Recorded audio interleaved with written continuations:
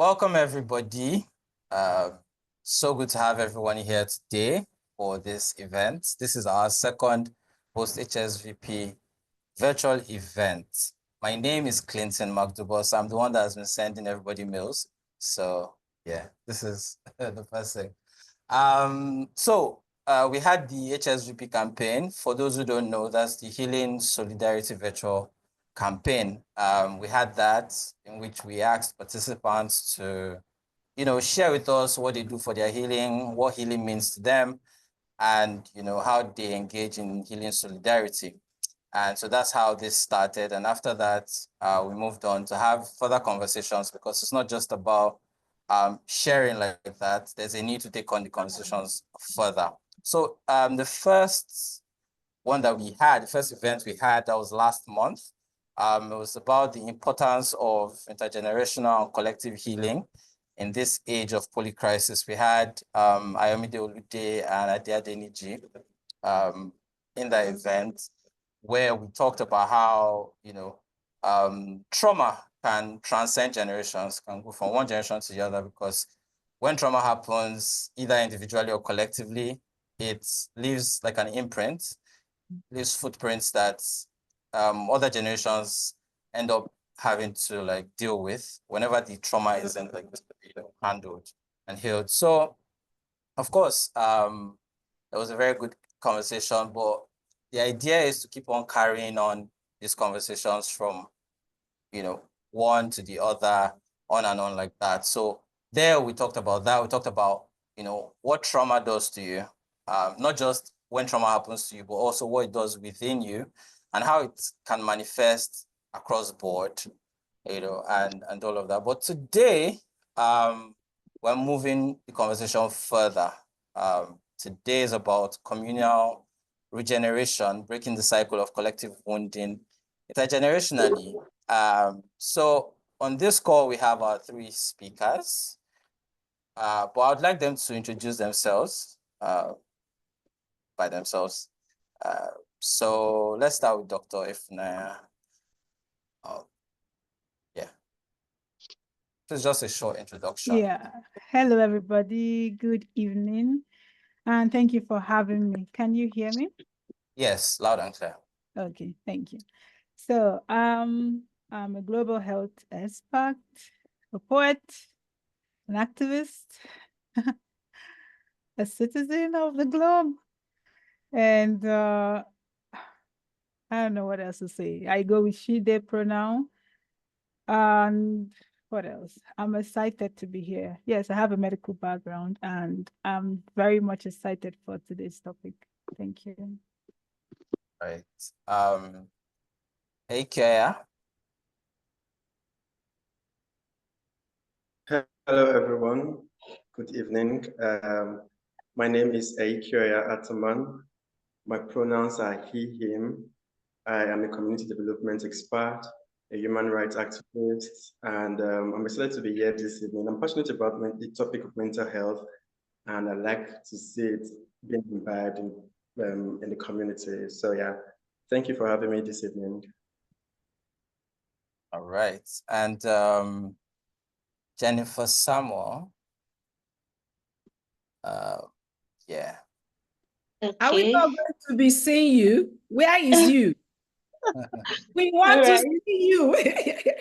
Let's follow my camera. But if it's not comfortable. Yeah, hi. Okay. Hi. Hi.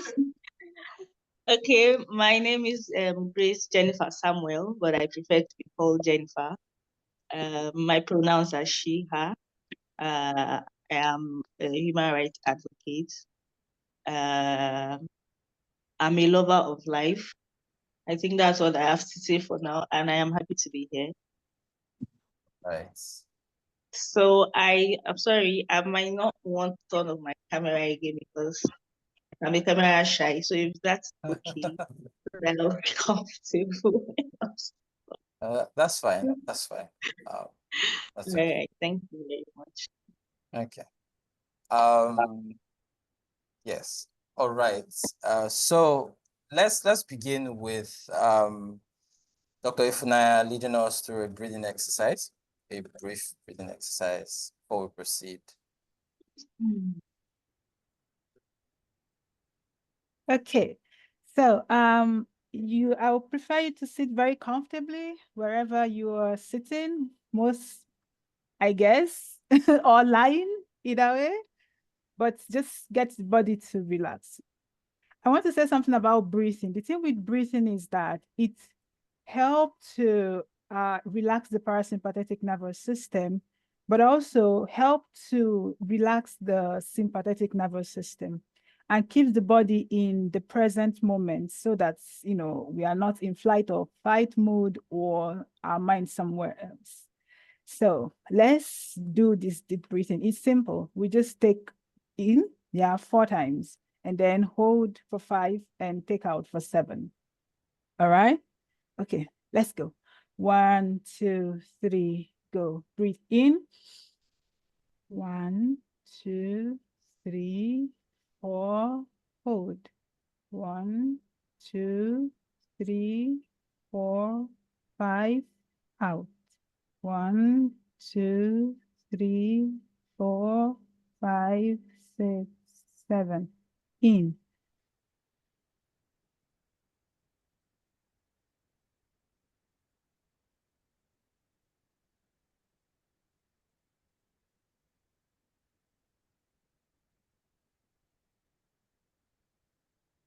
In. 1, 2, 3, 4, hold. 1, 2, 3, 4, 5, out. 1, 2, 3, 4, 5, 6, 7. In.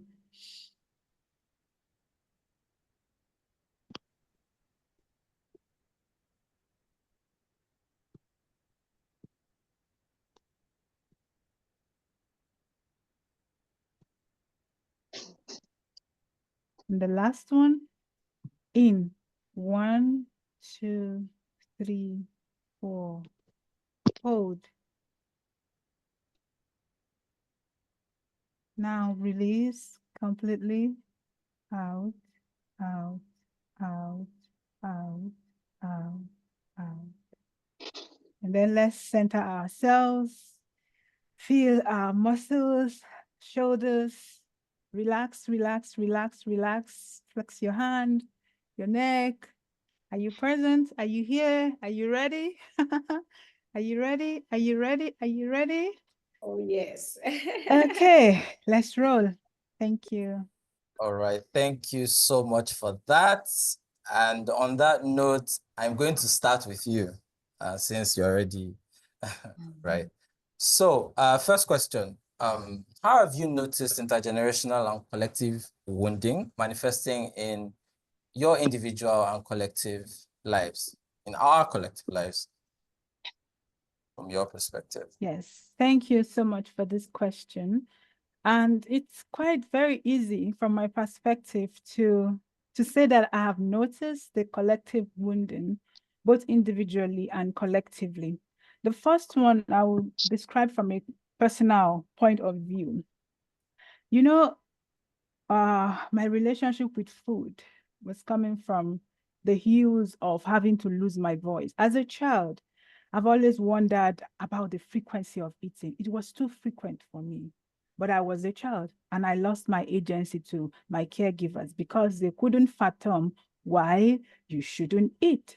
I mean, I've just had breakfast. Why should I eat lunch? You know, so, and that lingered. I didn't notice how terrible it was. I kept battling with food, not just food, but my voice, so to say, until just few years back when I reclaimed my voice again in relation to food. It's like going back to what I've always known from that point of view.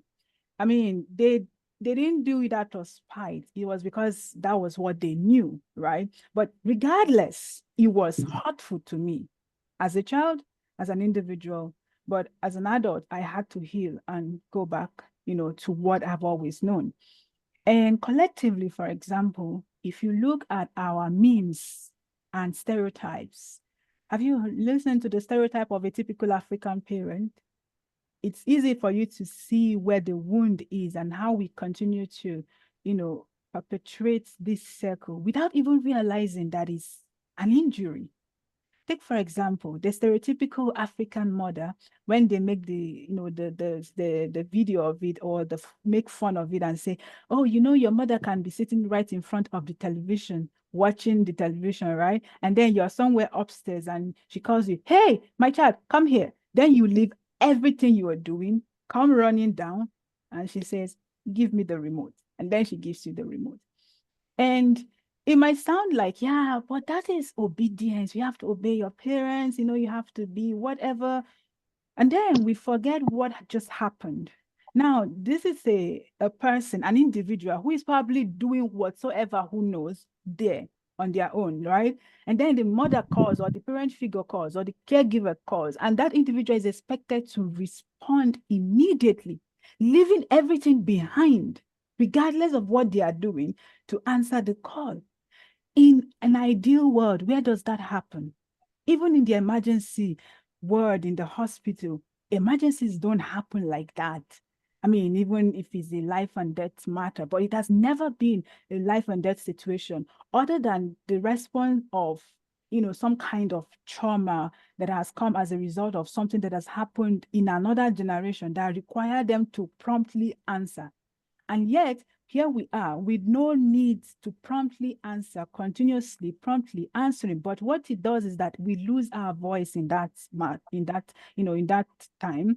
And then we lose our agency, because if you call me, I might choose to answer or not, right? There's no guarantee that I'm available to answer. Even when we do text message, when I'm available, I answer. Why should I do it right now? This anxiety around, situations and the fear, you have to do it now or never, it collectively keeps showing up.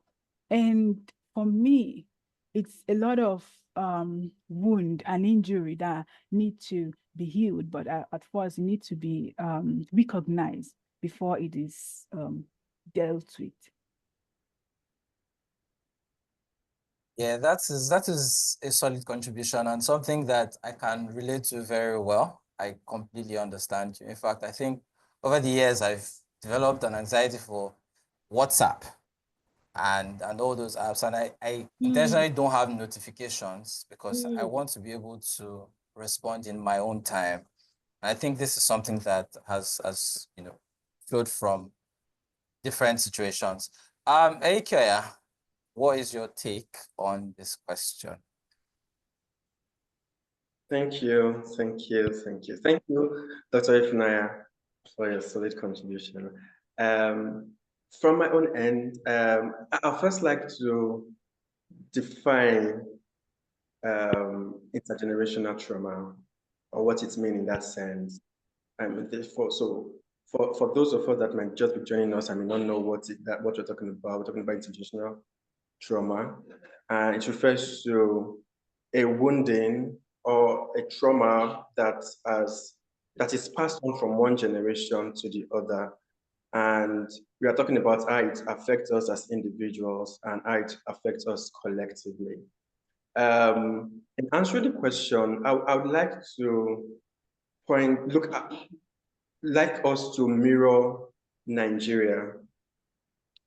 In Nigeria, currently, we see how women or girls, when a girl child is born, there is a level of, oh, congratulations, a girl child is born. There's not much celebration, and this girl child is just raised and grow up. Let's train to school. It's probably that she will be trained to school. Maybe now that we are probably in a woke stage, you're not train her to school and then marry her off, to a man, to whoever she said she wants to get married to.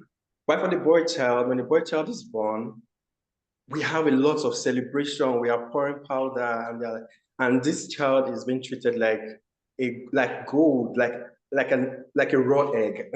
Permit me to use that, like raw egg. And there is this value that is attached to this boy child, and then this boy child is even raised in a way that they are prepared, though they are preparing this child for higher responsibility, leadership position, and all of that, we see that the girl child gets to live a life of servitude, serving men and serving all of the men that are in her life, our parents, our father, our husband, our brother. She keeps serving these people.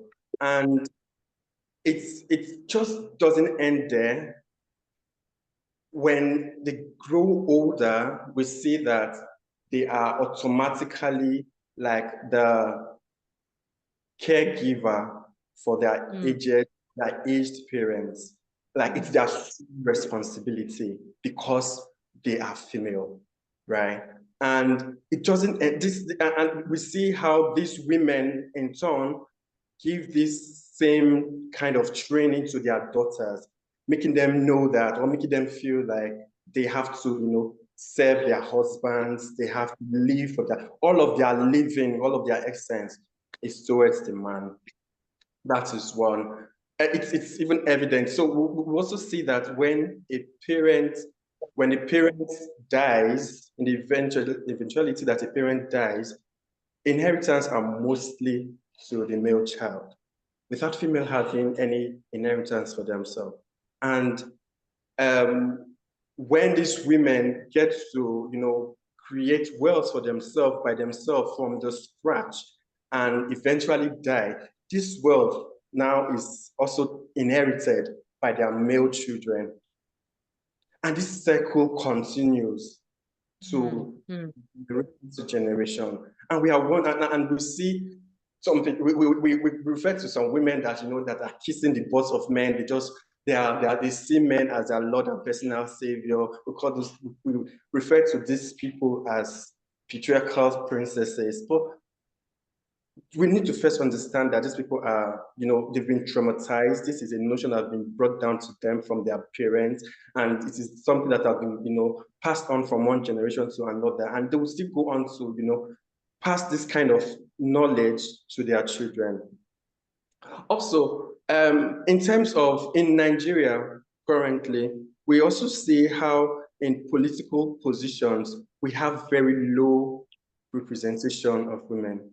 In the fourth Beijing conference that happened in 1995, September, they advocated for, the affirmative action that was advocated for stated that women should have 30% appointive and political roles. We just finished an election last year, and it is sad that women, as we speak, have less than 5% political roles and representation in politics. Even despite the women have to, work extra, do times two of what they necessarily need to do to fit in leadership positions like that. This is trauma playing out, and it is important that we start talking about them. That is on the one hand. Can we talk about how the male child is not allowed to express, feel, or react emotionally to situations and just man up and talk it up because he is a man? It toughens him up.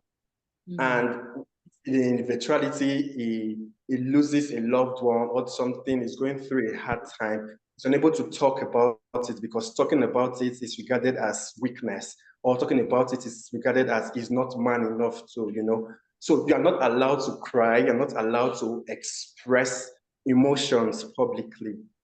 And we see how this transcends to them bottling up a lot of emotions that they feel, how it increases the suicidal rates, how it increases mental health issues like substance use abuse, and a lot of other things.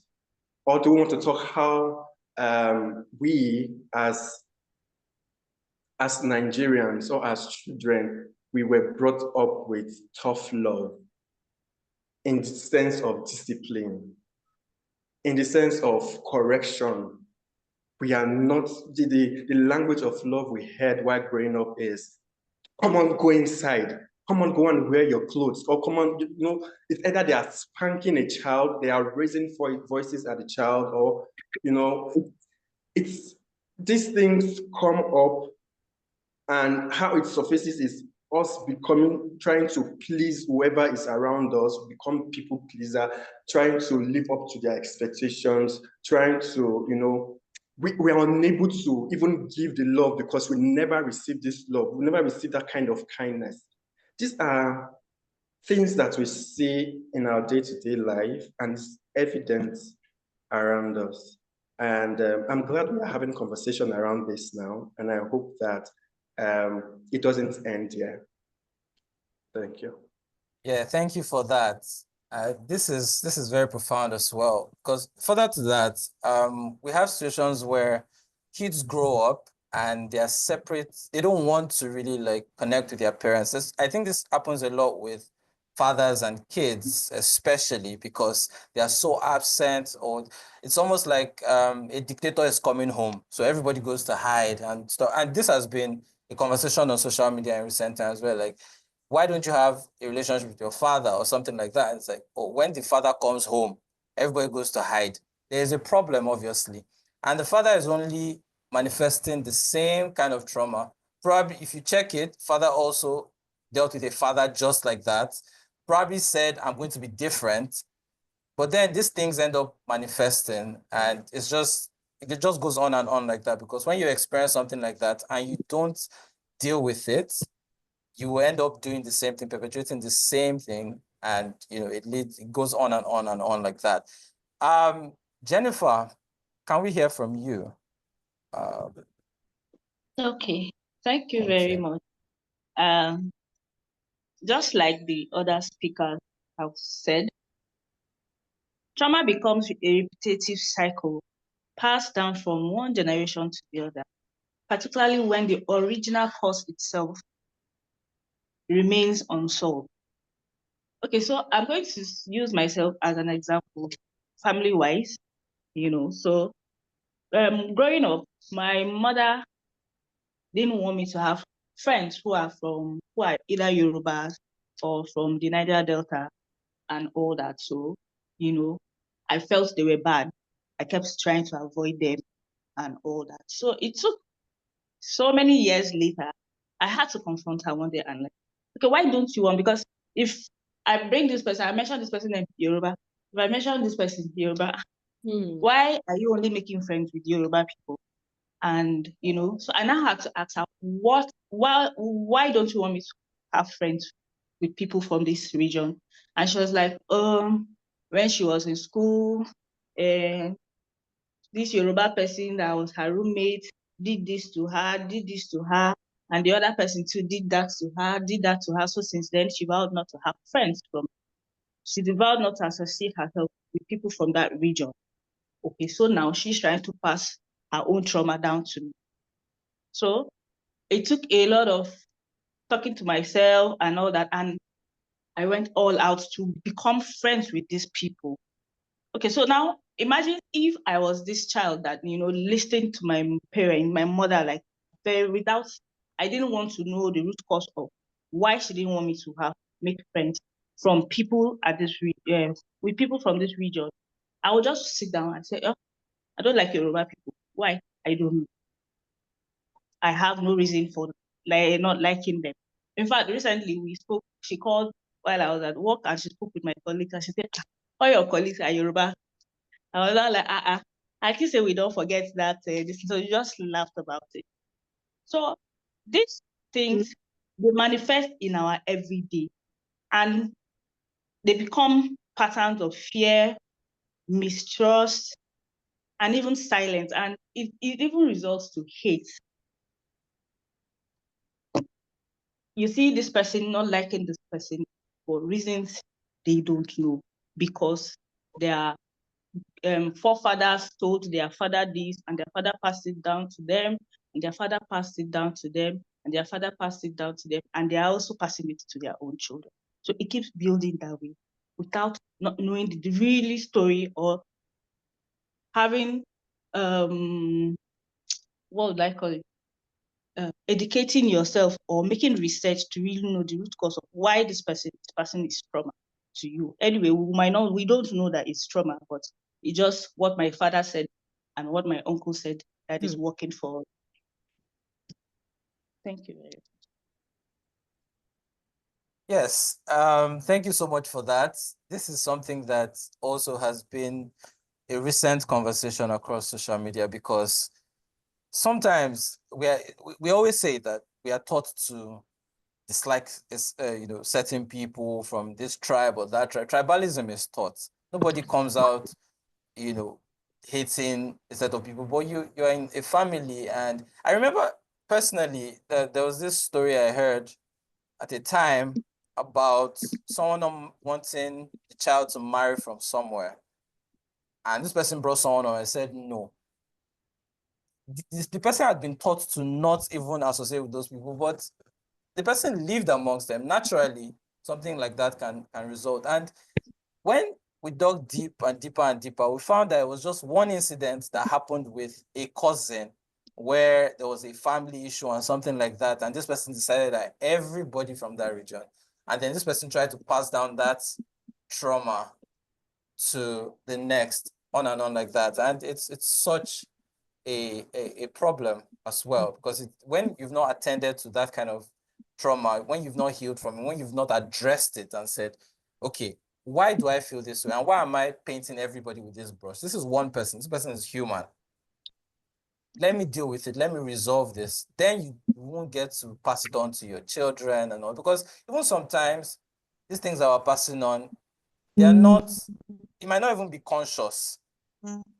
It might just be things you say in passing about this person. But the child is living around that and picking it up. And then, starting to think, okay, maybe these people are bad. Yeah. But in her case, she questioned it and said, why do you have a problem with it? What is the problem? She tried to investigate. And I think that's also something that we need to do. Whenever we are confronted with things like that, we need to also question it and ask why, because we might not realize that we're perpetuating and carrying on someone else's trauma, carrying it on our head. Yeah, there's a contribution from Kola. This response made me think about a popular quote that talks about how children and we all are born loving and only taught to hate. No one is born knowing how to hate others. It's learned and taught behavior. Yes, absolutely. Casually, subconsciously, and only intentional interrogation gets us from it. Absolutely, absolutely. So now we've discussed that, but then we need to think in terms of solutions. The most important, the first bit of it, the first bit of the important part of it is, acknowledging these things that we see and knowing what they are, identifying them for what they are. But now, how can we intentionally break the cycle of this collective wounding? And what are the benefits of this approach?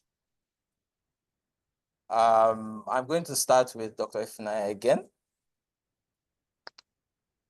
Yeah. So how can we break it, in your opinion? Thank you, everybody, and for everybody who has contributed so far. It could be easy for me to say, don't do it anymore. Just don't do it anymore. And that should solve it. But it's important to realize that before this trauma happened, we have to acknowledge the role of the subconscious in our reality, how our reality is mirrored. So in trauma, in any circle of play or in any game, there are two sides. So there are those who are being wounded and there are those who are wounding. And you can decide to change side and come to play those who are wounding and those who are being wounded. So this game of trauma or wounding intergenerationally are played by two sides. It's the same game, even those who are doing the wounding and those who are receiving the wound. They're all playing. It takes two to really tangle. So in order to come out of this circle, to actually at the roots break it, is to come out of the game itself. is to don't play any side, to not play any side, not to be wounded, not to wound. But then you say, what does that even mean? I say, it means to take the place of neutrality. Then you say, what does neutrality begin to mean? It means that up until this point, all our life experience or all that I've experienced up until now is a sum total of all I have acknowledged to be true by myself, regardless of what has happened. So yeah, there was anxiety, there was beating, physical, emotional, every form of abuse, all of it. But then I get to tell myself what this is because of perception. That's where I'm heading to. It is the perception that takes you out from either you're playing this side or playing this side. And perception is a neutral thing. You can take the neutral perception. The game is going on, yes, but then that doesn't define you. You are wounded, yes, but the wounding is not your identity. It's something that is happening, but it's not an identity. Yeah. You are wounding others, yes, but it's also not an identity. It's just happening. So the perception takes you to the place of neutrality where you sit above the game and just stare at it. And what that does is that it allows you to redefine your self-concept, the concept of yourself, to regain all that you are. It's like to come out of the game and begin to redefine yourself. I like to call it the extended 1 minute of birth. I told one of my friends, I said, I'm only 2 years old. In fact, 2 minutes old. Why? Because all the years I've lived is just 1 minute extended. Why did I say that? All that I have become right now is the product of all subconscious concept of myself in relation to every other thing happening around me.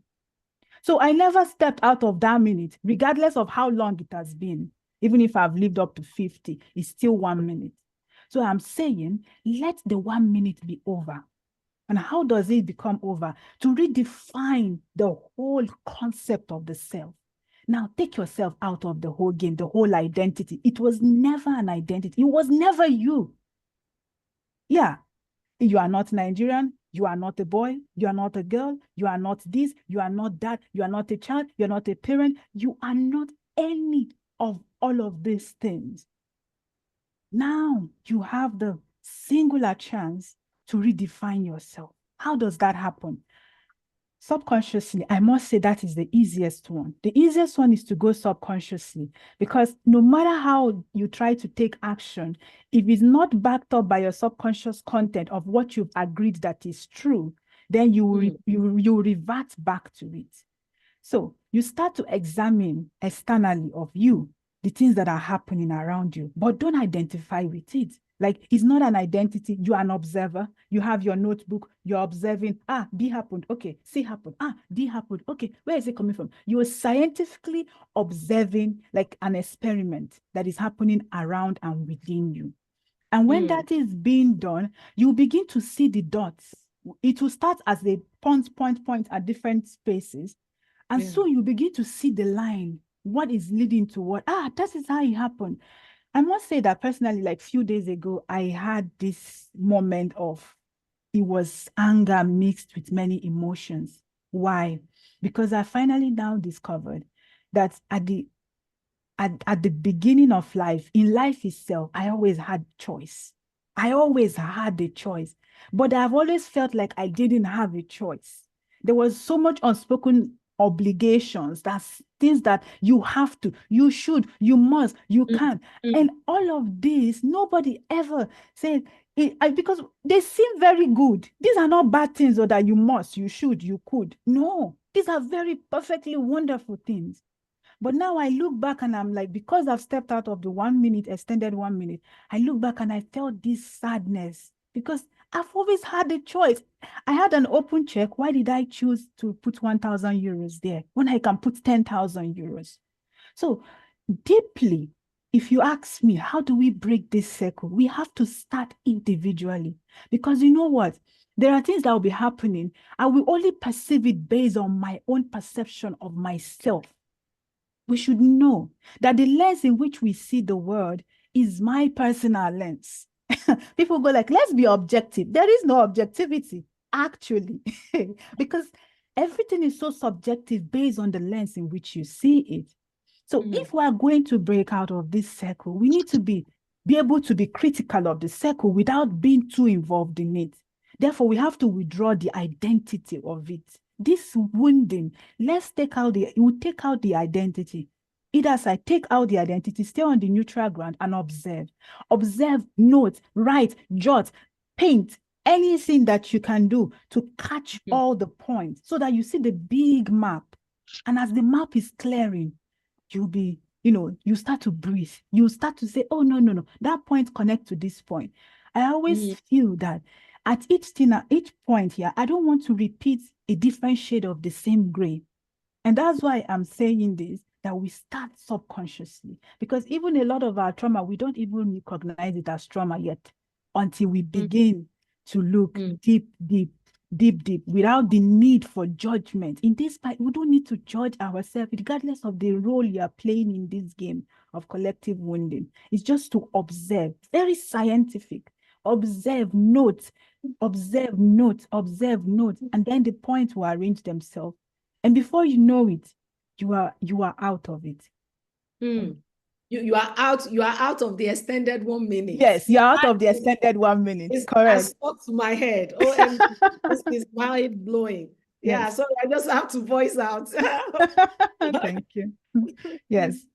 Yeah, thank you so much. Sorry that my internet unfortunately took me out, so I missed some parts of that, but thank you so much for that. Also, please note, everyone, that you can contribute by typing in the chat.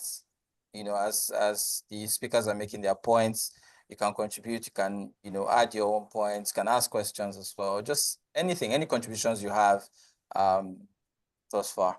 Thank you. Ikea, please go ahead. Thank you, Clinton. Thank you, Dr. Ifunanya. I hear you. All the things you said are so profound. Thank you so much. I hear acknowledgements. I hear acknowledgement, and I hear a lot of other things. And I essentially will be coming from, like, as a program person, I'll be coming more from a programmatic aspect. And these are things I believe we can do from where we are and with what we have. And the first step that I think we can take in breaking this collective cycle is to first acknowledge that there is this wounding. Do you see this wounding happening within your own circle? Do you see it happening within your family? Do you see it happening in the society? Do you see it where you are? Acknowledge. You are able to acknowledge this wounding, and in the spaces where it surfaces, we will begin to know how to take actionable steps towards resolving some of this trauma and breaking this cycle. Another thing I think we need to keep doing now is to create more awareness. Even till this time, men still think, a lot of men, because there are men now that are now taking mental health very seriously. A lot of men still think that not sharing, not showing their emotions, and not talking about the things they go through is what makes them a man. It's what confronts them and what makes them a man. So we need to start speaking out. We need to start creating more awareness about mental health concerns, about the dangers of keeping quiet. We see, I mentioned earlier that men have higher rates of dying by suicide than female or than other gender. And it is essentially embedded in the fact that they do not speak up when they need to. They do not share emotional troubles when they have to. They practically just, keep their emotions to themselves and you bottle it up or suck it up as a society may want them to do. And then this transcends to, like I have mentioned, into a lot of other things and other vices, even down to being abusive to people around them. So we need to start creating awareness about mental health and the dangers of not speaking up or of not seeking help when you have mental health challenges. This is a very essential thing we should do. Another thing is going down to families. It might seem just theoretical, but when we start creating awareness about the need for women to be included, we've been doing this awareness creation and then awareness thing for decades, but we need to continue speaking. I mean, it might start with our generation, right? It might start with this generation of us breaking this cycle to prevent the next generation from not repeating the cycle of making women living a life of servitude. We need to start from ourselves and then speaking about these things in our families, in our, traditional rulers. Where did it come from? In what tradition did it come from? And why is it stated that a woman cannot inherit properties? Why is it stated that a woman cannot take up the heirs of the father when the father dies? Why is the woman not able to ascend the throne? Why is the woman not able to take leadership position in the career space? Why is the woman not able to become a president of Nigeria? We need to start questioning these things from the roots. It might sound, like I mentioned, it might sound theoretical, but we need to start, the work needs to start now. Because in my head, from my own perspective, 20 years to come, a woman may never be the president of Nigeria, and it's a sad reality. But if we are able to start doing this work now, challenging sociocultural norms, we would see significant changes, and we are breaking it from our generations. And the last thing I would want to say today is the language of kindness.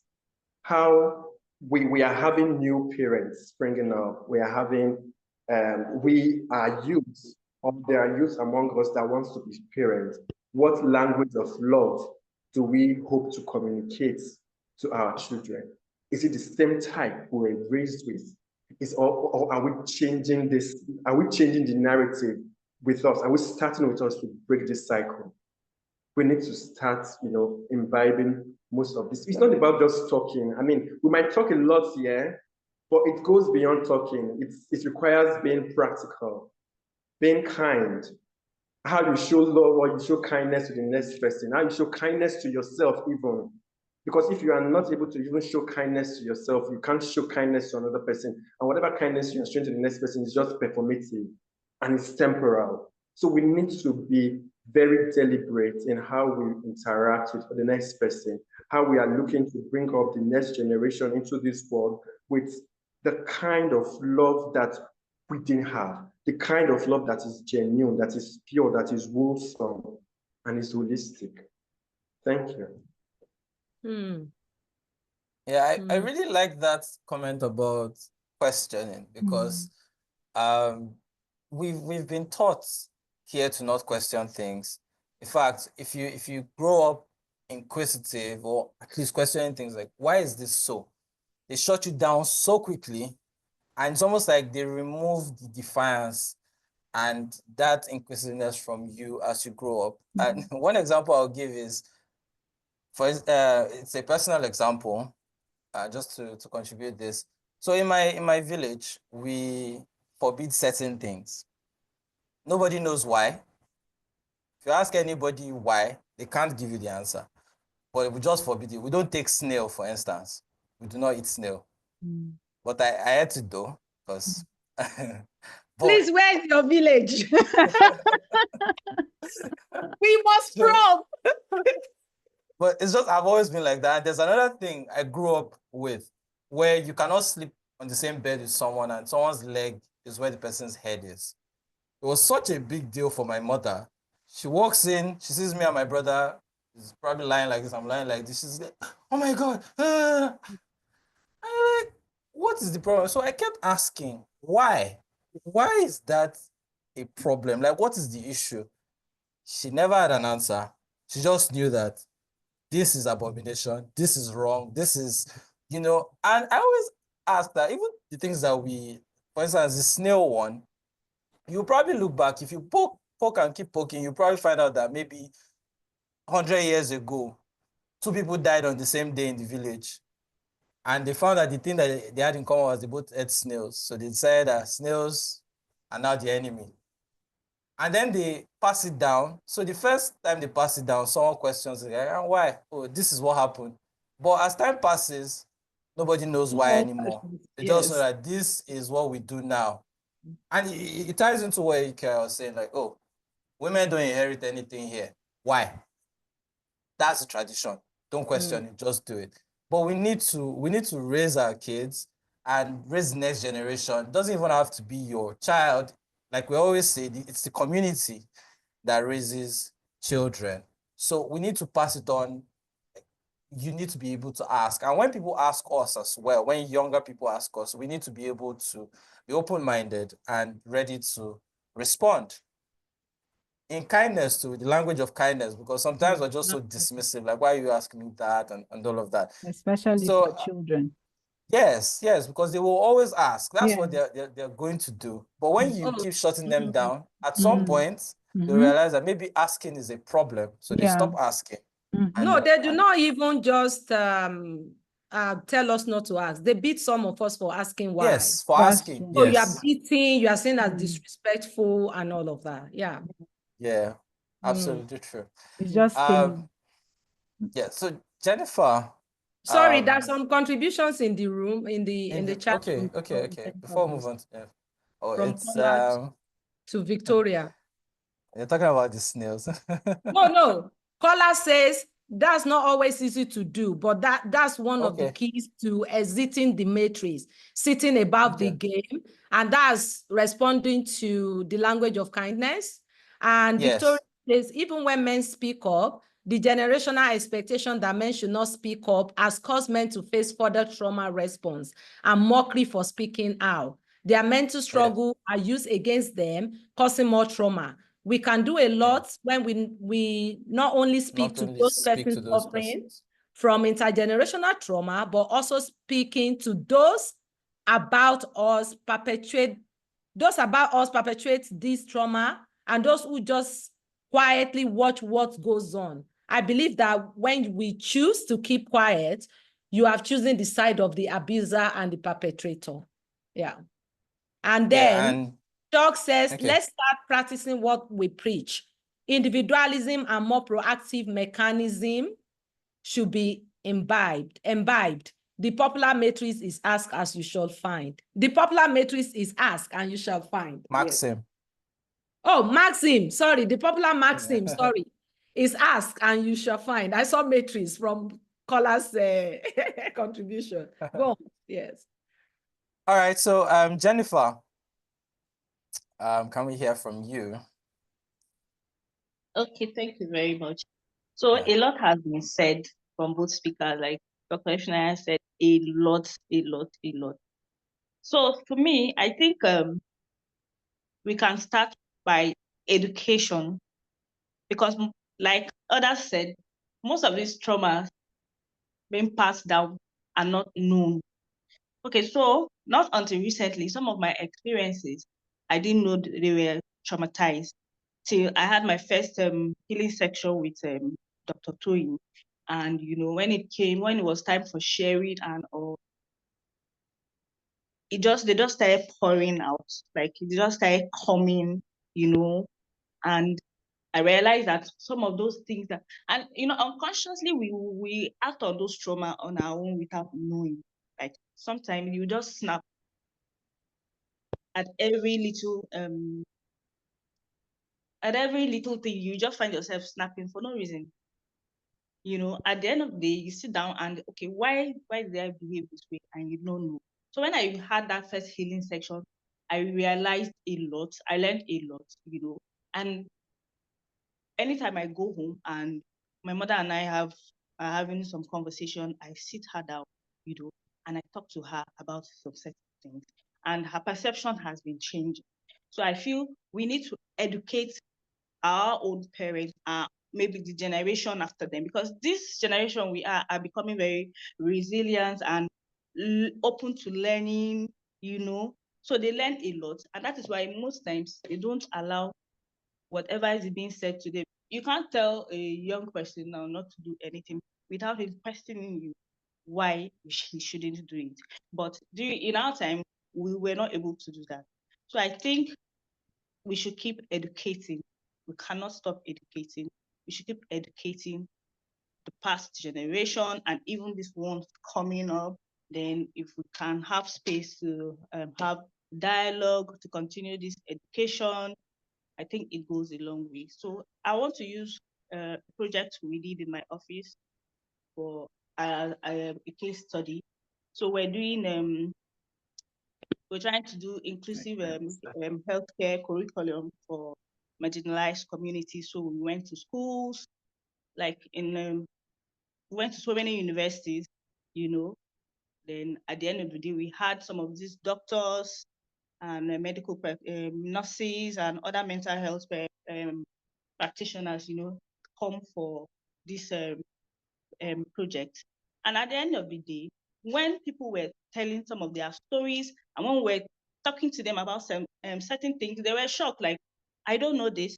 Okay, their homophobic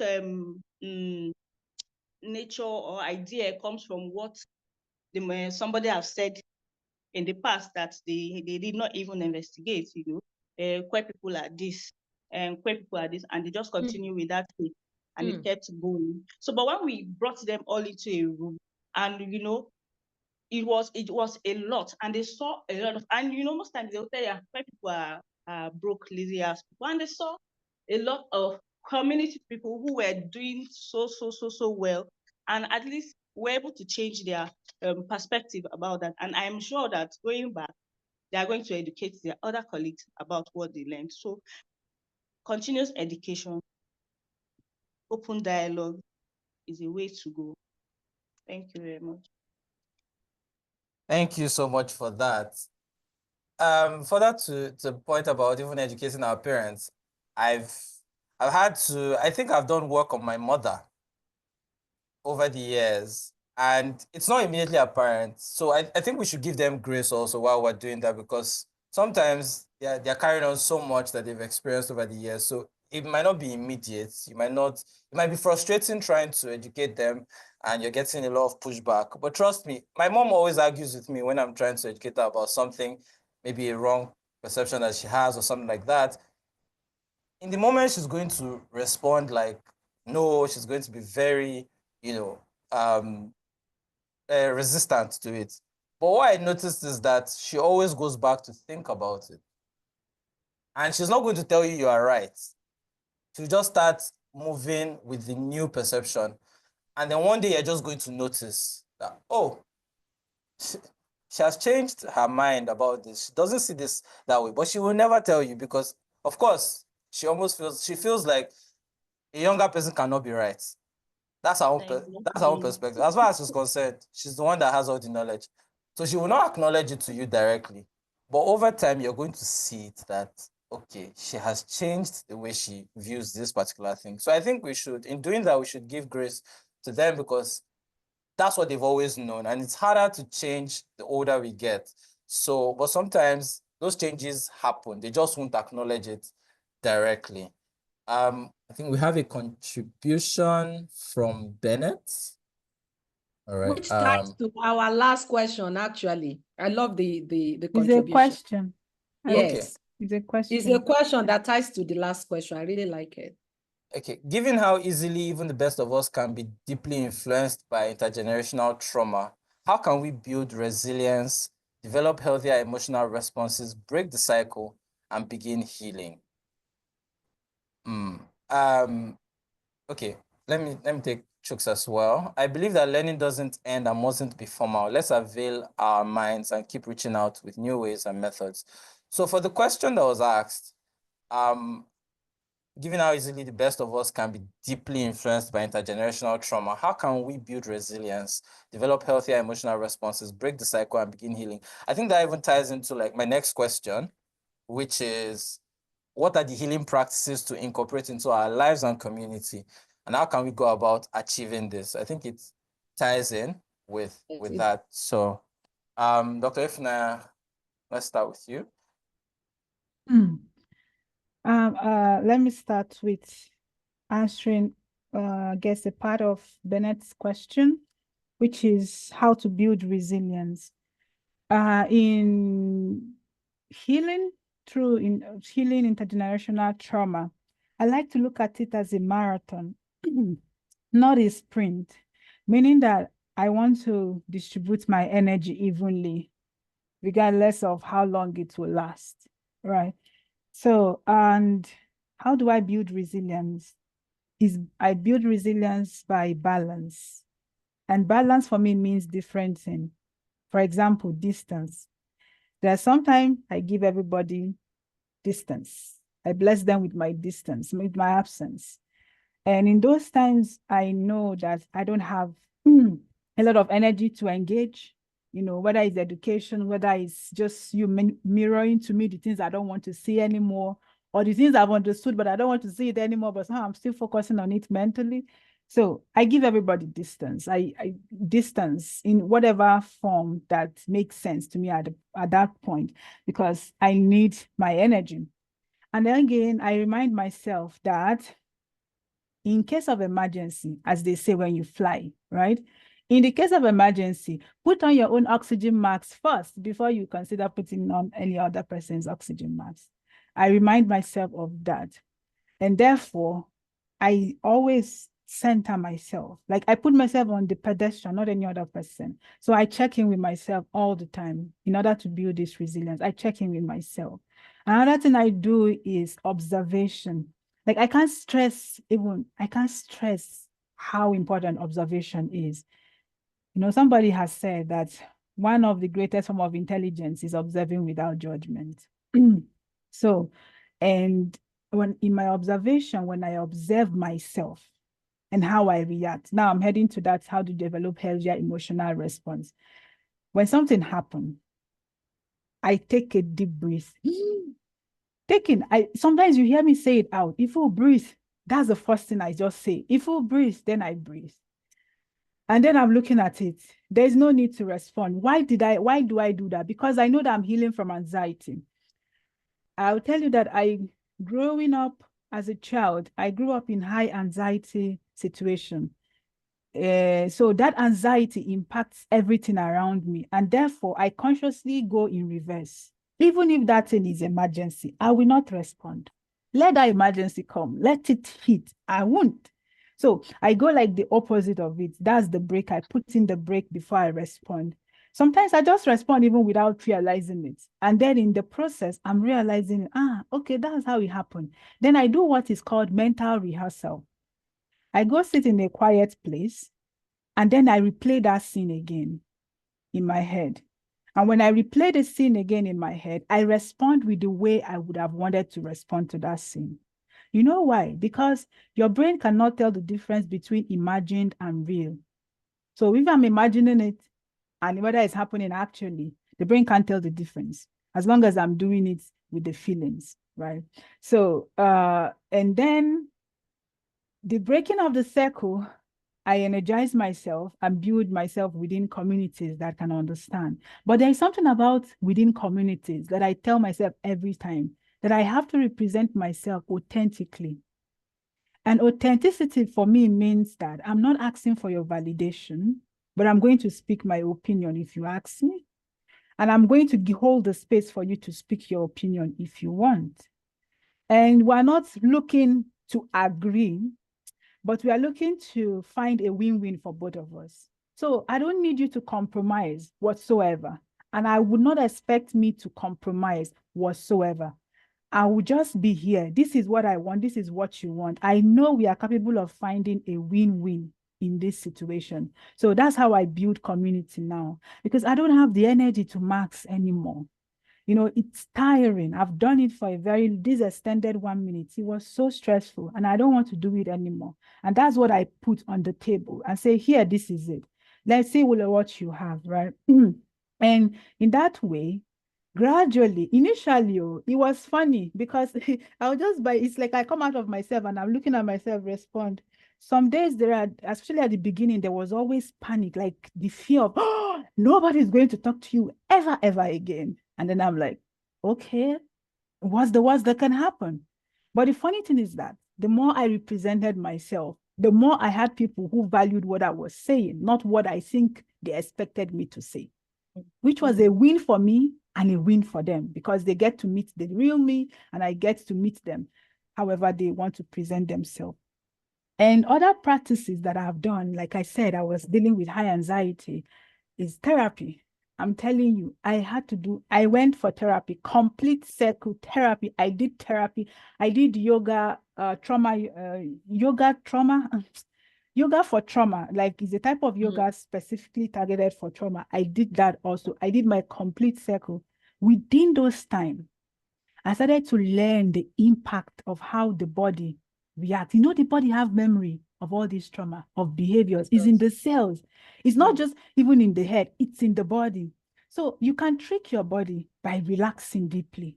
The moment you start to relax, your body will assume everything is all fine and good, and then everything will be fine and good. And then I started to implement all the practices of relaxation, the ones I learned from therapy and the ones I decided to start to practice by myself. In this observation, I started to observe little things that allow me to relax, like the sky. I live here in Bayern and the sky is always very blue, even in the winter months. Like today was so beautiful and I looked up and I'm like, oh, and that moment I looked up, I was able to breathe. Some days it's the trees, you know, just the way the greens are, and I look at them and I just breathe. These are all reminders, and I keep reminder around me. Another thing again with healing that I've come to start to implement is to tell myself mentally to go reverse. I say, everything you've known in the last extended 1 minute is all crazy. Now, go in reverse.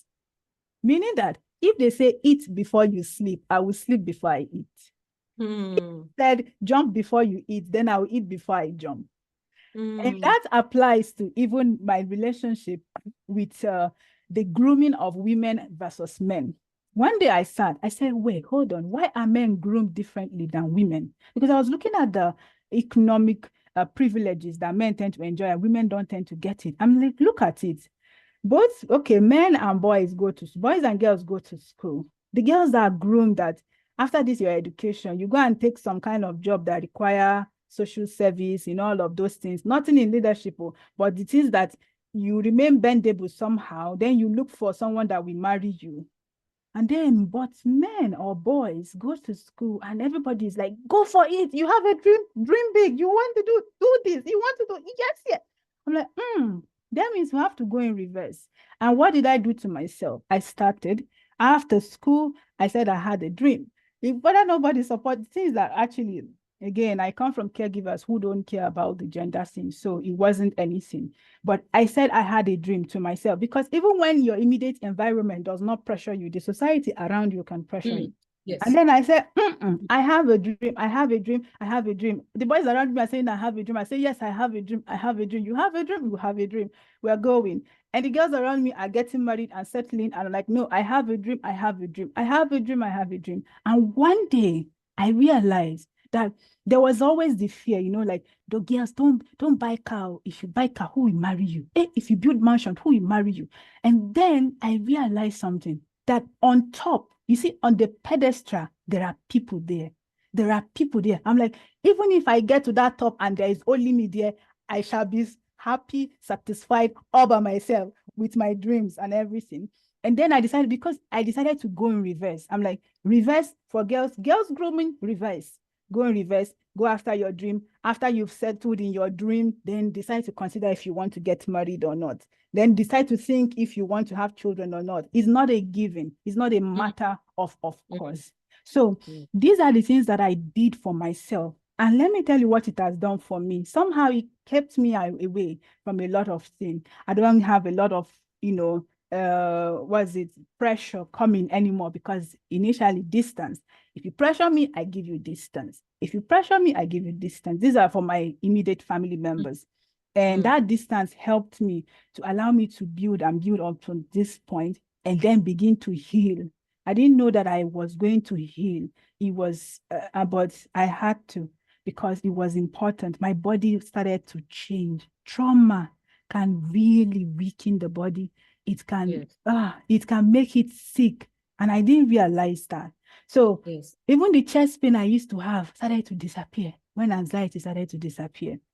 So what have I said? Observation, distant, healing, therapy, in any form that you can. You don't need a lot of resources to do it. Just sit by yourself and find the one that you can do and just start from there. And where before you know it, there will be more doors opened for you to continue the process. Thank you. Go in reverse. That really resonated with me. Absolutely. Very profound. We have a contribution from Victoria. I believe to make a difference, we must first forgive ourselves.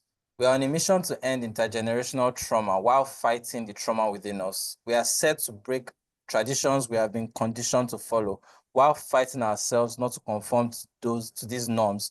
So I believe we must maintain mindfulness and understand that if we are enlightened and recognize these as trauma responses, still find that our bodies and brains want to conform to this, we have to be patient and learn to correct with love and patience where necessary.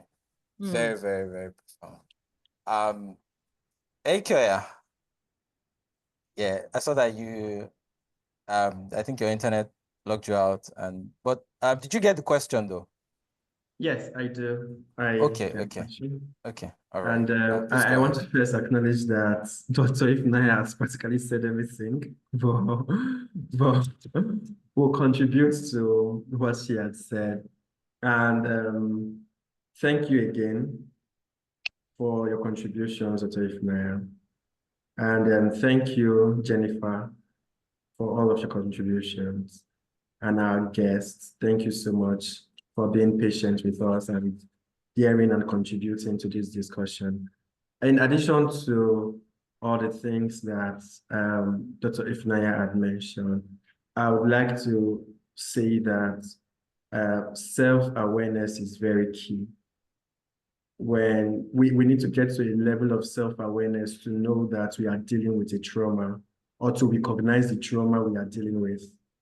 Otherwise, we might just be moving, acting up with around people, acting up and projecting our trauma on people without even identifying what this particular trauma is. We need to first of all know ourselves, identify that trauma we are dealing with, and begin to take actionable steps. It boils back again to acknowledging that there is a trauma that we are dealing with and finding ways to heal from that trauma. One of the things I usually tell my friends when they are going through a process and they try to rush the process is extend grace to yourself, right? It's a process. It is not instantaneous. It's not immediate. Healing is gradual. Healing is not just now. I hear Dr. Ifunanya when she said that healing is a marathon. It is continuous, and you need to be, steady and consistent in this your healing journey. Now you've acknowledged, you know that you recognize that you need healing, and you are taking steps. You are showing grace. You are showing up for yourself and taking grace, extending grace to yourself rather. One thing you should do is to seek help. People have trauma, but they want to manage their trauma by themselves. Self-management of trauma is good. I mean, who doesn't like DIY? Do it yourself. But we know that we may not be exactly effective in managing this trauma if we do not speak to another person, because we do not have all of the tools and even the expertise to manage our own trauma. We need guidance, and that is where therapy comes in. We need to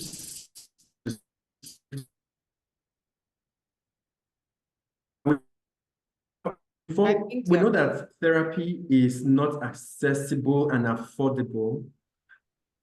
However, we have people that are willing to listen to us and not judge us and are able to walk this journey with us. For a long time, I called myself the unpaid relationship therapist of some of my friends, because I am not in a relationship, but one way or the other, I know so much about relationship, and I can, tell you how to do this, how to do that, how to navigate this, how to navigate that. And it's magically, it works. And it comes from being able to, listen to these people from a place of, okay, I hear you, empathy, a place of empathy. And then, being able to, what if you are outside this person? I mean, looking at this relationship from the outside, how do you think it should be, and giving the opinion from that perspective? You're not telling them that you must do this. It's a suggestion thing. So get therapy, get help. Before you get, like I mentioned before, because therapy is not accessible and affordable, we could begin to make use of our friends that are accessible, that will not judge us, that we know we can confide in, that we know we can trust, and will give us the truth. That we know this person will not withhold this truth from us. The truth might be bitter to chew, might be bitter to swallow, but then they are there, they are standing with us, they are willing to hear us, they are willing to empathize with us, and they are willing to walk this journey with us. Thankfully, I have people in my life that are willing to do some of this journey with me, and I'm very grateful for them. I would like to acknowledge Dr. Twain as one of these people that are taking positions in my life and working on my joy or my trauma with me. And another person that is on this conversation, so Chukunon, so it is patient. It's a lot of work. Even you that is traumatized might get fed up that even these people, they never tire from yourself. But like I mentioned, you need to extend grace to yourself. You need to seek help. You need to be able to speak out. Like Victoria had mentioned, speak out, even as a man. Speak out, unburden, share your emotions, and tell the next person how you feel. Someone that will not judge you, Bill, how you feel, and then take action. Therapy is work if we will be honest to ourselves. Therapy is not just about talking to someone or unburdening all of our issues to this person.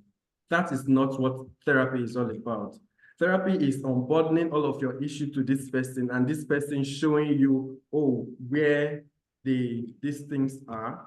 You realizing and acknowledging that, yeah, these are the challenges, these are the trauma points. And then you also identifying by yourself the steps that you would take towards resolving this thing. Your therapist might share steps for you. It is just a suggestion, but you need to take those actionable steps towards healing. And it is not a one-off. I was speaking with Dr. Twain very recently about a situation I thought I had dealt with. This situation happened 2 years ago. And then something happened very recently. And I was spiraling. I was tearing up. I wasn't myself in that moment. And analyzing what was making me spiral, I found that it was an incident that had happened 2 years ago that I just, talk behind me. I mean, let's keep it moving. We never get to heal, and we may never heal. Another of my friends that I know lost their parents, and they feel guilty about that. And very recently, they missed the dates that their parent died, and they felt very guilty and felt down. And they shared this experience with me. And the first thing I told them is, please, can you extend grace to yourself? This person is dead. Extend grace to yourself. The person doesn't even know that you are commemorating this day on their behalf at this particular time, and you are beating yourself up. It is very hurtful. We never get over the loss of a loved one, but we can show kindness to ourselves in times like that when we forget the date of this demise. Just, okay, it has happened. I forgot the date.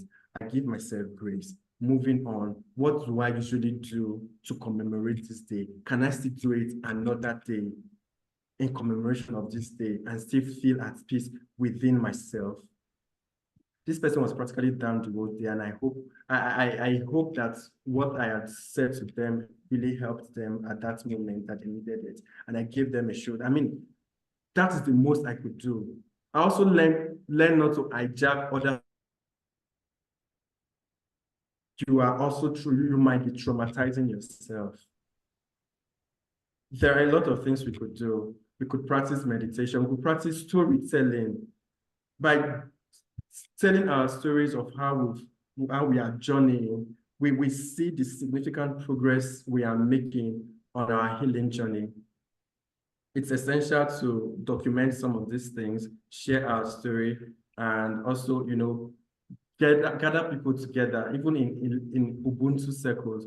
I experienced an Ubuntu circle 2 years ago. It was a cathartic experience, I'm not going to lie. How it gave me a sense of relief in that moment, I cannot explain it. And it's something I think we should experience too. It gives a level of relief, a level of healing to some things, not to everything.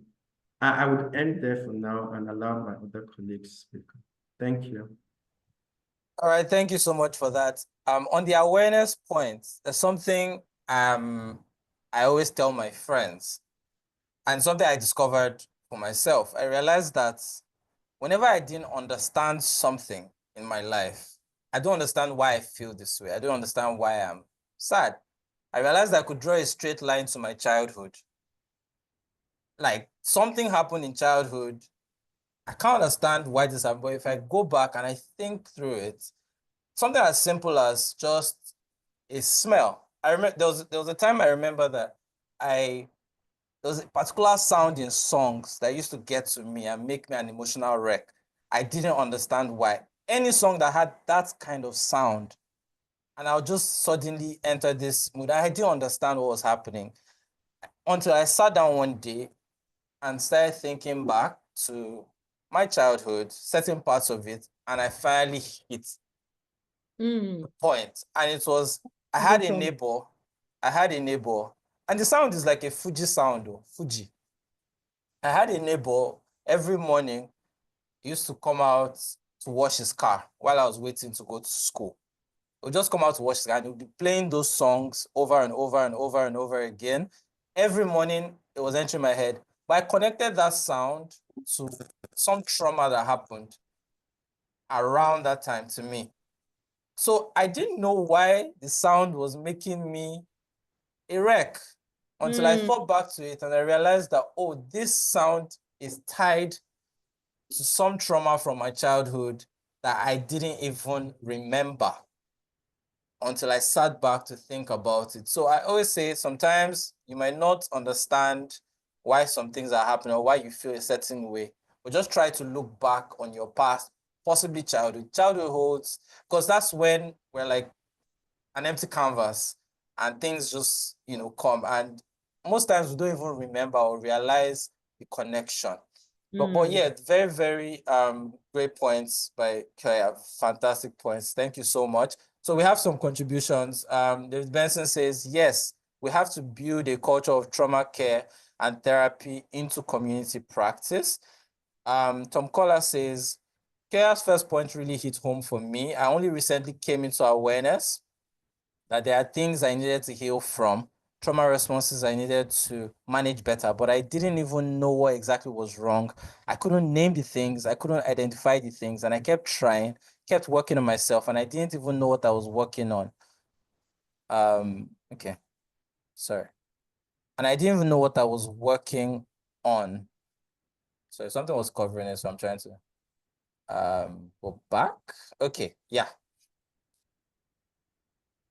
So it wasn't effective. In hindsight now, I can ask myself, how do you heal malaria if you don't know you have malaria? How do you heal tuberculosis when you are taking meds for malaria? Getting to this point gave me so much relief and confidence in the progress that was possible for me. The first time I found the names for what I was struggling with and experiencing was in therapy. Not only that, it made it easier for me to do research, to understand myself, and work on these hardships. Thank you so much for that contribution. Yeah, so far, wow, everything has been great. Jennifer Samuel, yeah, we're waiting to hear from you. Please go ahead. And you, okay, all right, thank you so much. Please go ahead. Wow, this is an amazing section. Honestly, I'm glad to be here. For me, I always said it is important for us to note that healing requires systemic change, like not something that will just happen overnight.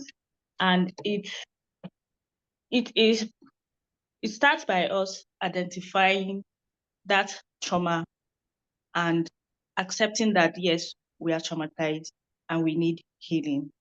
And then looking for best practices of which you want to go through that healing. They've all suggested yoga, therapy, and what I used to do before was whenever I feel traumatized, I'm sad, I just lock myself up. In fact, there were times, there was one day something happened. I locked myself up in my room I didn't come out for days. And my neighbors thought I traveled, but I was inside just because I felt, oh, okay, that is how I want to heal, but it didn't work until I started speaking out. I started talking to somebody, and I find it easy now to just, whenever I feel something hits me, I just call that person and I talk, and at the end of the day, I even forget about it. So it is best we find people we confide in, or people who are like confident if we don't have access to therapy and yoga and all of that. Find somebody that you can talk to, that can listen to you, the person might not give you any solution, but saying it out, hearing yourself say it out loud is also a healing for you. So it is best we find what works for us and take action on that. Thank you very much. Thank you so much. Thank you so much for that contribution. Tomkola, not Fuji making you cry. Contrast must have been so alarming. Thanks for sharing. Yes, absolutely. It was. I just couldn't understand it, And since then, I've been drawing that straight line to other things in my childhood that I did not know, because even the Fuji one I was about 3-4 years old when that was happening. So, you grow up and there are things that don't make sense in your head to even remember. You have no reason to go back to that until something happens. And also, Kaya talked about the friend who lost the parents and feeling guilty and all that. I have a friend who lost a sibling in 2012, and many years later, and she thought she had dealt with it. I mean, she did therapy, she did this and that, and she just thought she had dealt with it. But then something happened about 10 years later. Someone close to her died. And that was when, and then she went to therapy for that one. And that was when all the things that she had buried, that she thought weren't there anymore, came out. And honestly, she almost died. It was that devastating. And that was because those things had built up over the years, and it was just there and lingering. And like Kaya said, he too, he thought like something from 2 years ago, you just don't know why you're spiraling all of a sudden. And then you trace it back. So it's always very, very important for us to be aware of what is going on with us, where the trauma is manifesting. Because so often we don't even realize that what is happening is that we are manifesting trauma. But yeah, so far, all the contributions have been amazing. I want to ask for any final advice from our speakers, to just a final word. Okay, we have a contribution, first of all.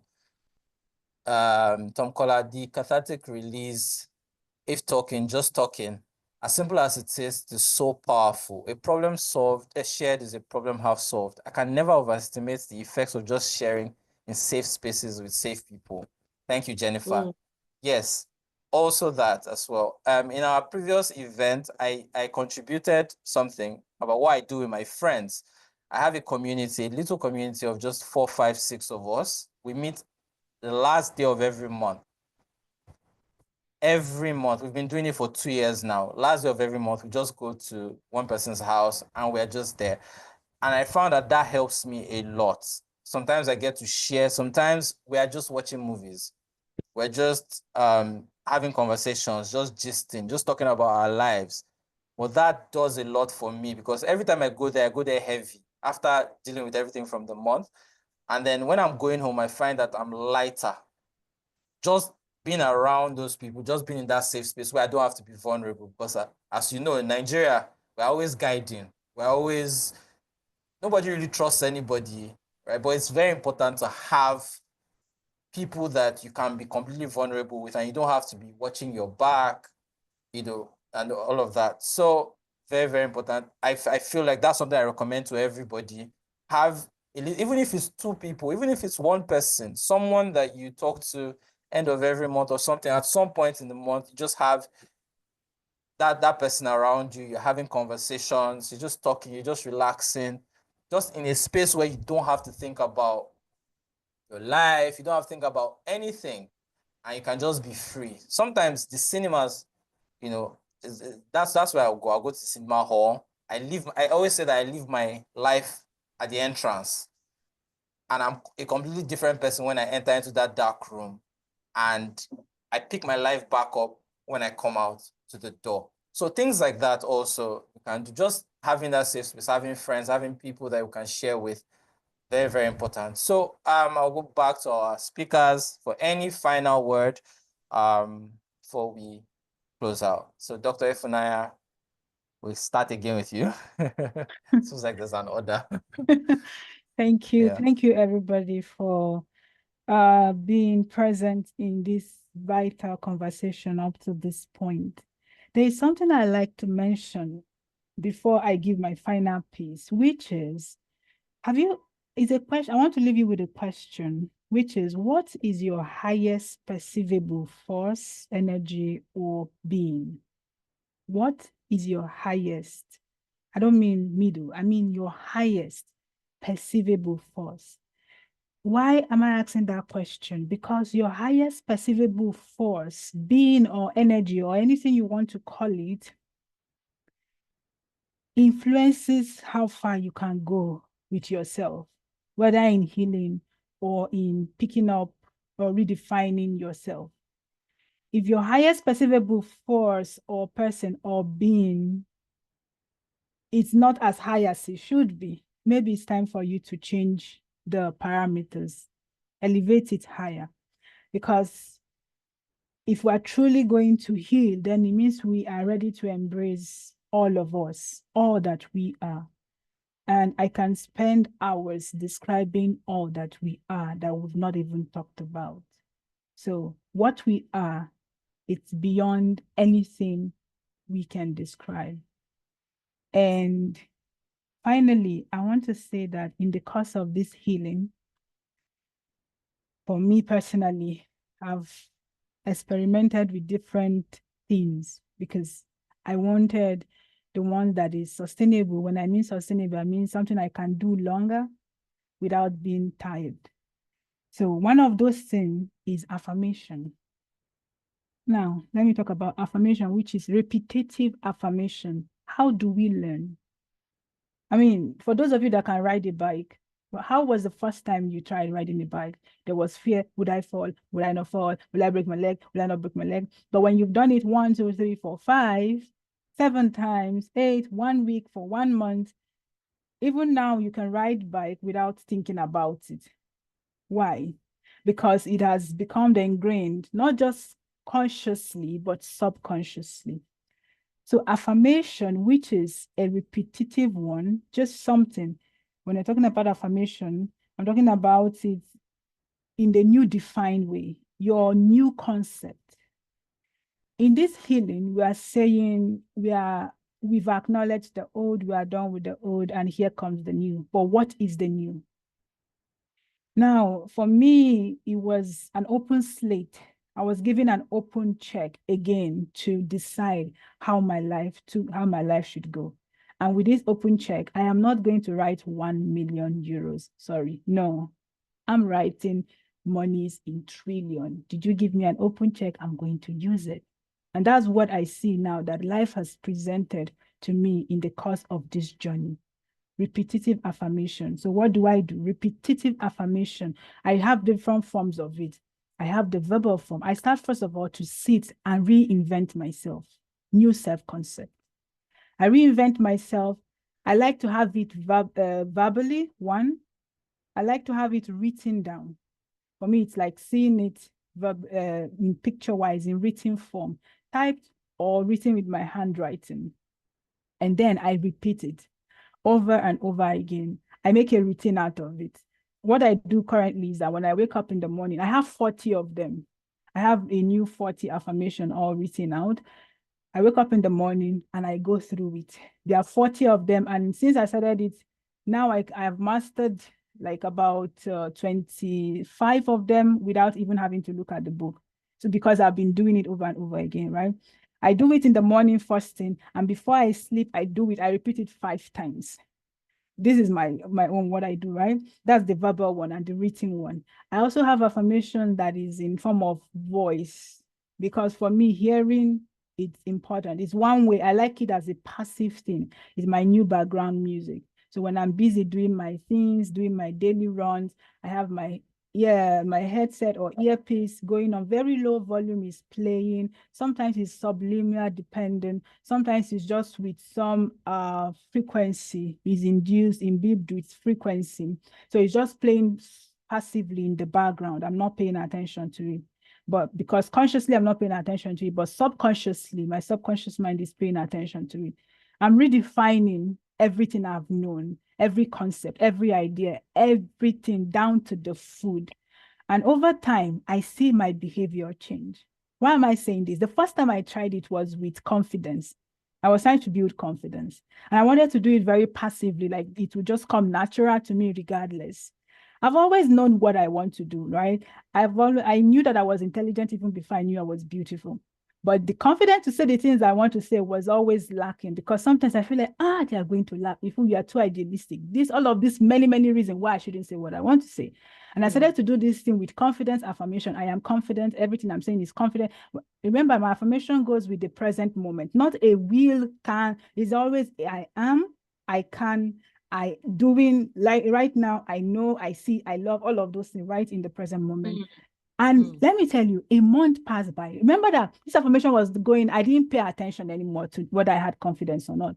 But after a month, I heard myself say something in the public. I'm like, oh, God.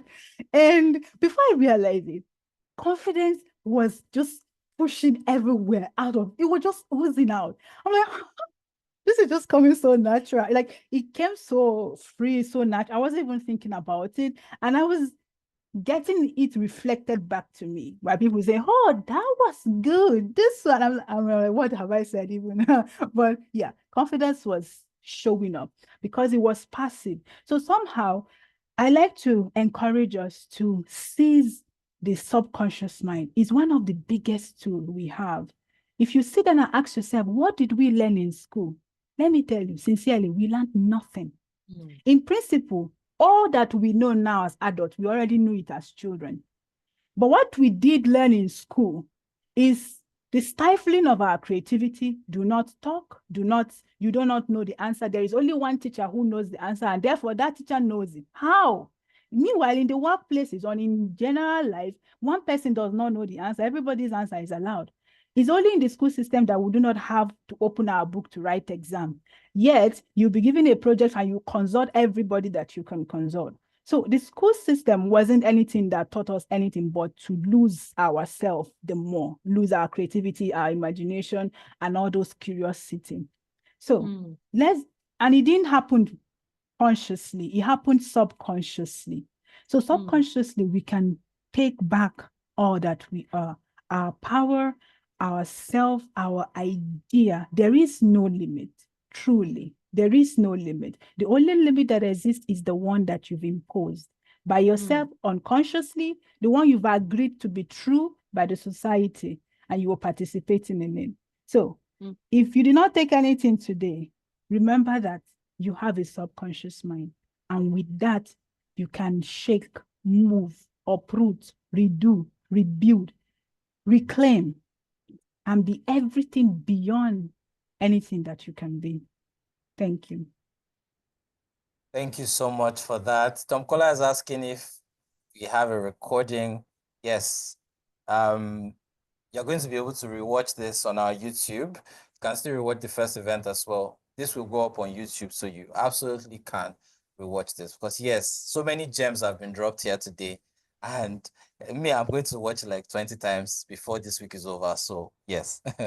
Kyoya, please go ahead. Dr. Ifunanya, thank you again. Thank you so much. Before I share my final words, I wanted to share an experience I have with a friend recently. A friend had told me that they do not know how to, they feel like they do not know how to reciprocate love, or they do not know how to receive love because they didn't have love growing up, especially love from their father. The father was absent in their life, and they were essentially brought up by their grandmother. And currently, when someone is showing them love, they do not know how to they do not know how to receive this love first off, nor do they know how to reciprocate this love. And that brings me to the language of love that we were brought up with, and the language of love that we are currently speaking to ourselves and to others. I was going through,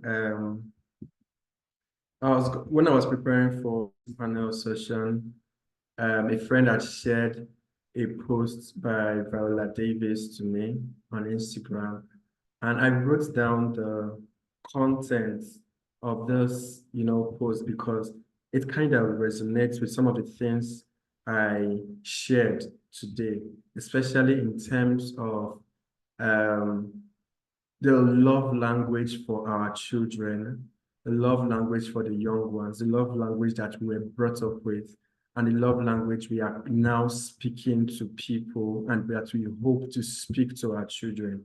And this is what it says. I'm going to be reading verbatim. It says, stop yelling out to kids before they go to bed and expect them to sleep well. Stop yelling out to kids right after they wake up and before they go to school and expect them to have a good day. You set the tone for your children. You set the tone of your voice. They will always remember in their head. You become their inner voice. You become their inner critic.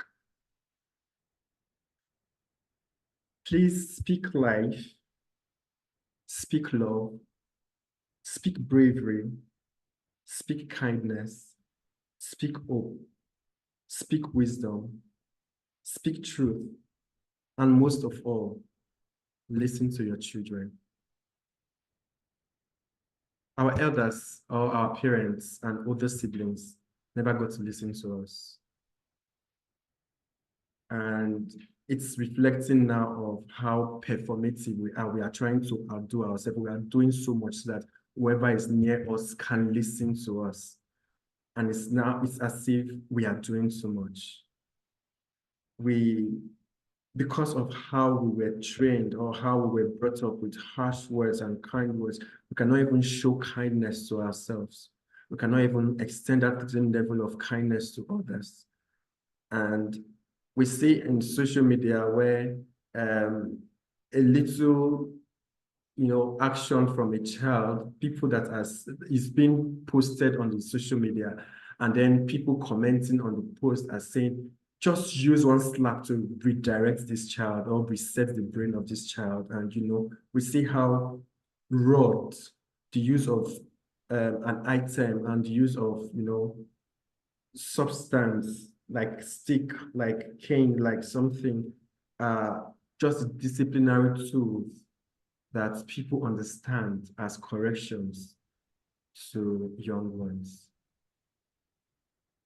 It's essential that we speak with kindness, that we speak with empathy, that we learn to empathize with people, and we are present in the lives of young ones, even as we listen to them.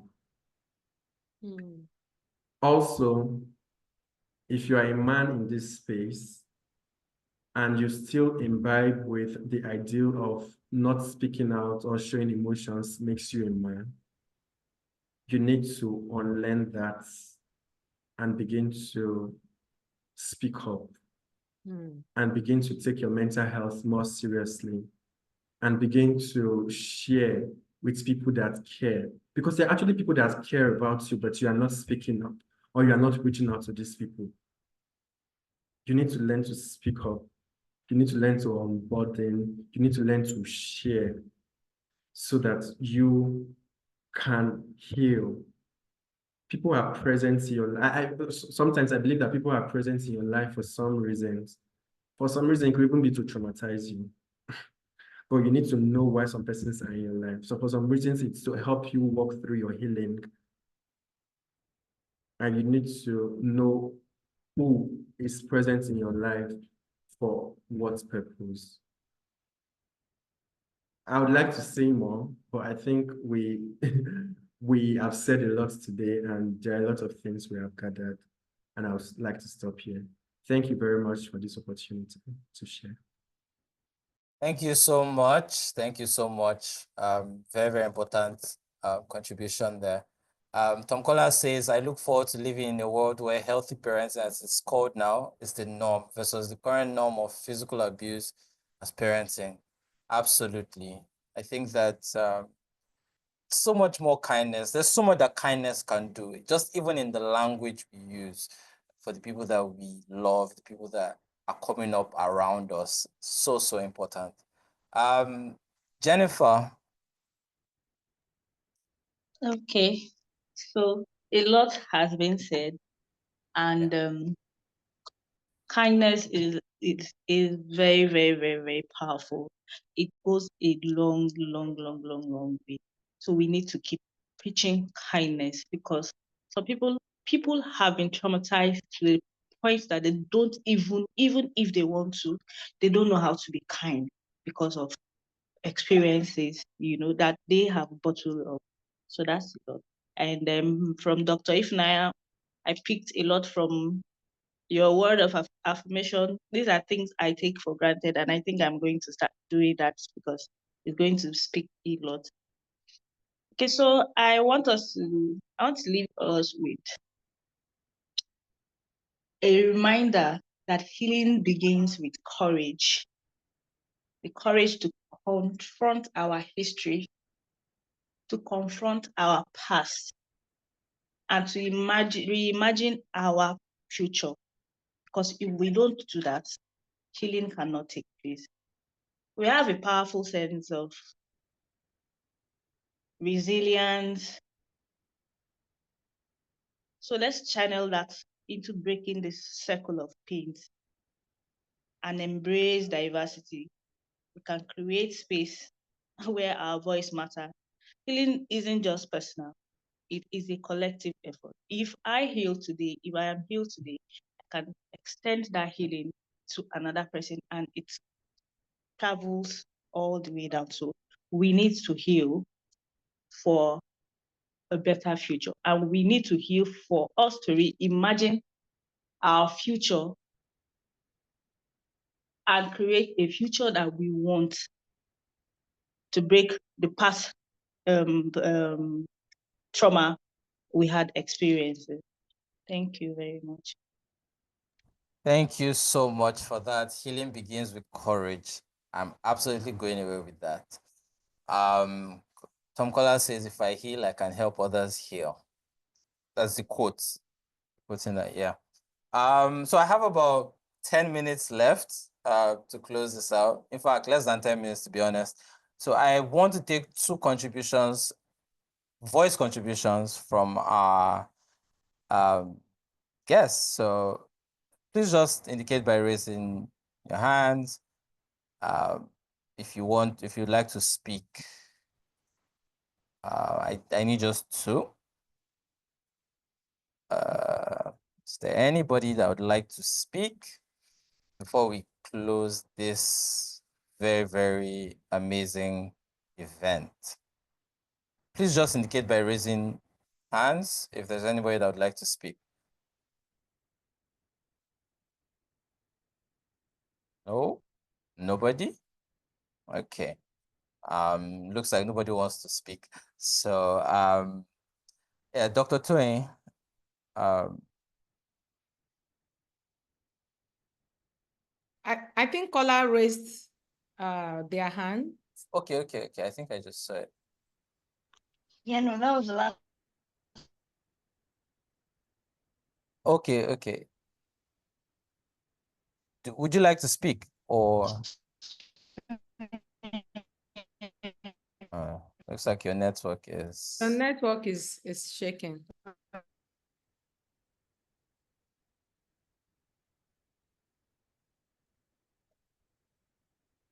And it was because I was about to type in and I say things would come off of my. Can you hear me? Yeah, we can hear you now. Yes. But it's gone. Yeah.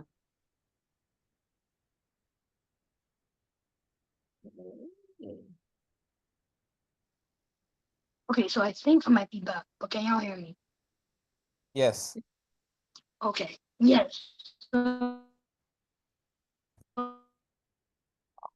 hear you again. It's going again. So, yeah, I was saying it was the last minute.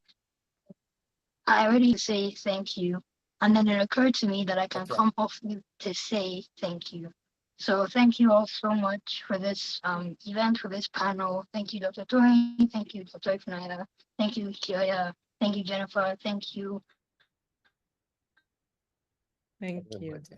Thank you so much. Afrika. I don't know your name. And yes, it was a beautiful time, and I'm glad that I attended. Thank you to everyone else too, who was like all my co-attendees for the contributions. This was great. Thank you. I'm done. Thank you. Okay. I think that is about it. So, Dr. Twain. Okay. Thank you, everyone. Wholesome greetings. And I want you to meet Gypsy, who is saying hello to you all. A reminder to care for something. Kioya, when you were talking, she came and she stayed. She was listening to you. And for me, I think it's part of healing practice for all to live with our cousins, care for something, really care for something, be a plant parent, be a parent, this way we extend love to other things and it teaches us how to love. Thank you so much, everyone, for coming. Thank you, Clinton McDubus, our program strategist, for leading this conversation, and for all our amazing, wise speakers. Jennifer, thank you for honoring this invitation. Kioya, thank you. Dr. Ifunanya, I do not take this for granted because there's so much that have been said today that is making me see that healing is possible. I started reading this book recently, Transcending Trauma. I guess when we are sending the YouTube link to you, I can send it to you. And Transcending Trauma is written by Frank Addison, Dr. Frank Addison. And it started, I think when I started reading it, what struck me from how it began is introduction is that trauma blocks love and connection. If trauma blocks love and connection, it means even within ourselves, the love we don't feel, how are we going to extend it to other people? If we don't know how to connect with ourselves, how can we connect to other people?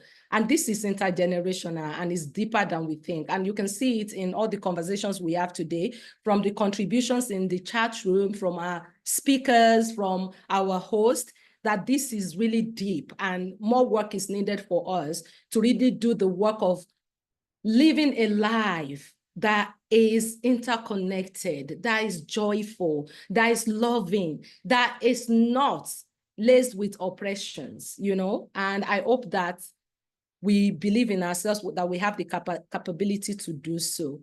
One thing I want to ask us and to really take with us is the question around the extended 1 minute.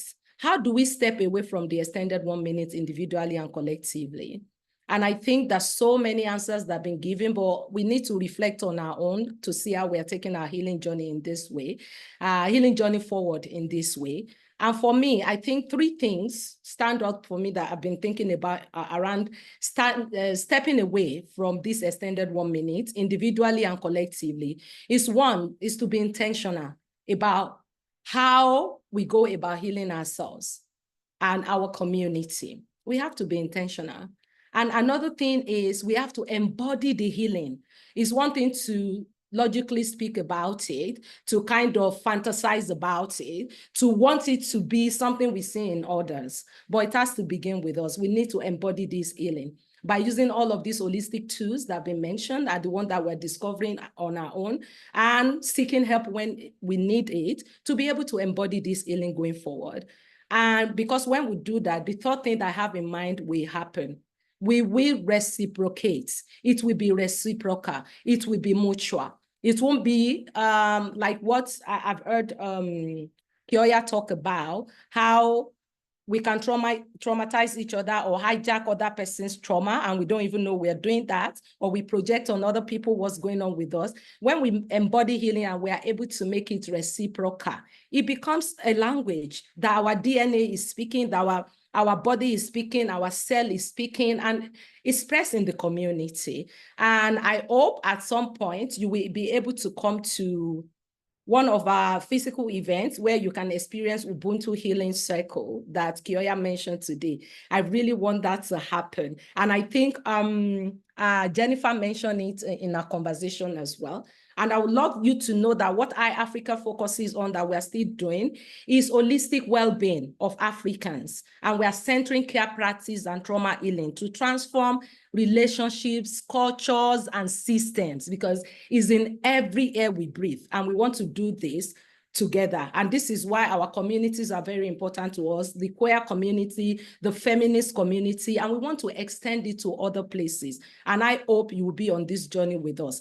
And to end, because I do not mean to be here to start another conversation, I just really want to thank everybody, especially all of you that's taking time out to be with us this evening. We see you, we love you, we honor you. And to do again what Dr. Ifunanya has said, we have our own affirmation that we are spreading, that we are saying, that we'd love to share with you today. So we'll do it in 3 ways. The I will be how we started, then look into the room and extend that to one person that you visualize, their name, if it's in this room, or somebody else outside of here. Then we do the you, yeah? And collectively, we do the we, because we need to remind ourselves that we're so interconnected, and to heal and to be a joyful person in this world, it has to be everybody doing it at a massive scale. Are you ready to do this with me? Yeah.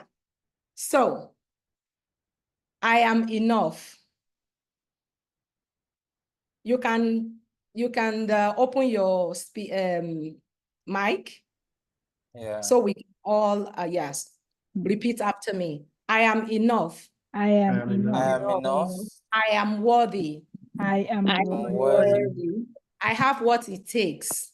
I have I have what what it it takes. takes. To navigate life. To navigate life. Because Because I am possible. I am possible. Now, find somebody to say this to. Imagine you're sharing it with another person in this room by saying you are enough. You are enough. You are worthy. You are worthy. You have what it takes. You have what it takes to navigate life. to navigate life. Because you are possible. You are possible.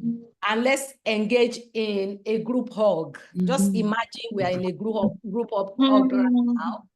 And we say we are enough. We are enough. We are worthy. We are worthy. We have what it takes. We have what it takes to navigate life. to navigate life. Because we are possible. We are possible. Kiss yourself on behalf of somebody. Thank you so much. That is what I have to say. Much love to you, everyone. Thank you. Thank you. Thank you Thank so you, much. everybody. Thank you, everybody.